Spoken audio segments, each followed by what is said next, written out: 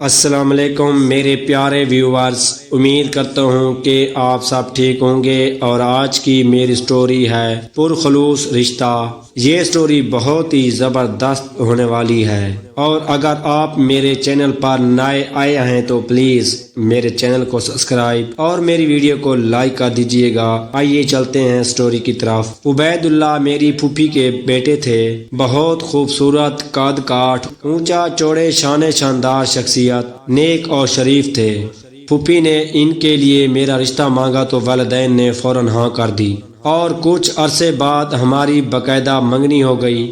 میں بہت خوش تھی کہ میرا منگیتر اس قدر خوبرو ہے۔ جس دن دلہن بنی سبھی کہہ رہے تھے کہ منظرہ بہت اچھی لگ رہی ہے، لیکن دولہا کا تو کوئی جواب نہیں، وہ کسی شہزادے سے کم نہیں لگ رہے تھے۔ ہمارے والدین اور پھوپھی کی مالی حالت بہت اچھی تھی، لہٰذا بہت دھوم دھام سے شادی ہو گئی۔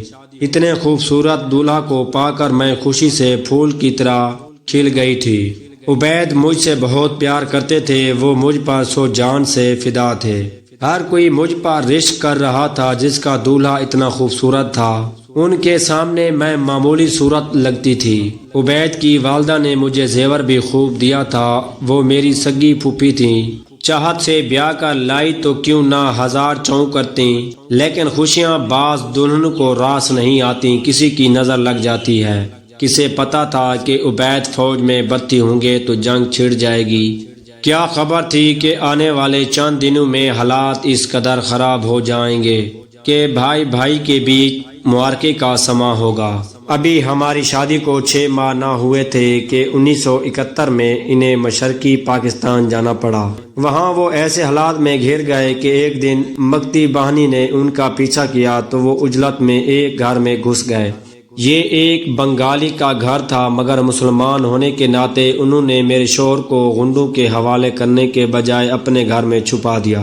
گھرانے کے سربراہ نے ان سے کہا کہ جو لوگ تمہارا پیچھا کرتے ہوئے آئے ہیں ان کو ہم پر شک ہے، اور اب وہ باہر پہرا دیں گے تاکہ تم گھر سے نکلو تو وہ تمہیں مار دیں۔ بہتر ہے کہ تم ہماری لڑکی سے نکاح کر لو، تب وہ تمہیں داماد کی حیثیت سے کچھ نہیں کہیں گے، ورنہ ہم آپ کی زندگی کی ضمانت نہیں دے سکتے۔ ان کے برابر میں ایک مولانا صاحب کا گھر تھا جو نکاح خواں بھی تھے۔ حالات کا تقاضا تھا، عبید انکار نہ کر سکے۔ دراصل ان لوگوں کو بھی یہ خوبرو نوجوان اچھا لگا تھا، لہٰذا انہوں نے اسی وقت پڑوسی نکاح خواہ کو بلوا کر اپنی بیٹی سے ان کا نکاح کروا دیا۔ پھر وہی انہی کے ساتھ رہ کر حالات کے ٹھیک ہونے کا انتظار کرنے لگے۔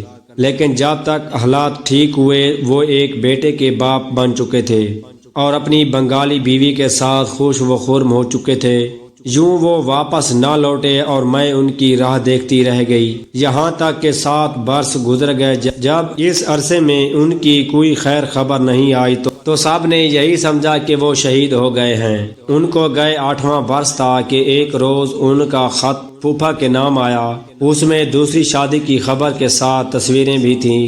پھوپھا میرے والد کے پاس آئے اور اطلاع دی کہ عبید زندہ ہے، اور یہ کہ اس نے وہاں شادی کر لی ہے، اب اس کے 2 بچے بھی ہیں۔ یہ خبر سن کر میرے والد کی تیوری پر بل پڑ گئے اور والدہ بھی رونے لگی۔ میرے ماں باپ کی سمجھ میں نہ آتا تھا کہ وہ مجھ کو کیسے بتائیں۔ میرے والدین نے فیصلہ کر لیا کہ اب ہم اپنی بیٹی ان کے گھر میں نہیں رکھیں گے، بے شک وہ لوگ اپنی دوسری بہو کو گھر لے آئیں۔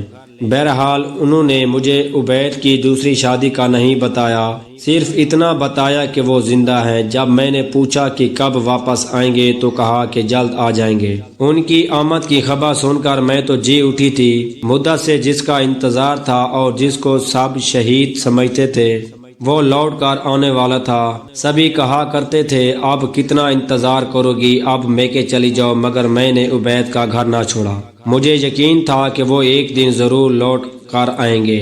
میں نے گھر سجایا، قیمتی خوبصورت اور خوش رنگ جوڑے نکالے، نئے جوڑے بھی سلنے کو دیے، اور اپنے سہاگ کے استقبال کی تیاری میں ہمتاً مشغول ہو گئی۔ میرا جوش اور ولولہ سبھی دیکھ رہے تھے اور دل میں کڑھ رہے تھے۔ کسی کی بھی جرأت نہ ہوئی کہ میری بے پائیاں خوشی پر حقیقت کا خوفناک بم گراتے۔ اگر یہ سٹوری آپ کو اچھی لگی ہو تو میرے چینل کو سبسکرائب اور میری ویڈیو کو لائک کر دیجیے گا۔ شکریہ۔